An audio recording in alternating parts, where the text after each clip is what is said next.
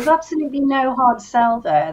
There is, look, if they were Googling and they found, they've got this back problem, they're Googling, they are looking for a solution.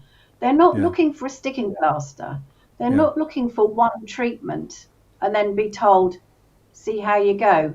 The shig thing, as I'm now calling it, then they don't have the solution. So I've had this with friends that I've sent for treatment, and then they ring me up 2 weeks later crying, still in agony, going, well, he said see how you go, but I'm not sure where I'm supposed to go. What do I do with that? Do you Where know, am I Gilly, supposed to? it's, you and I met the other day, and later that same day, we talked about the shig problem.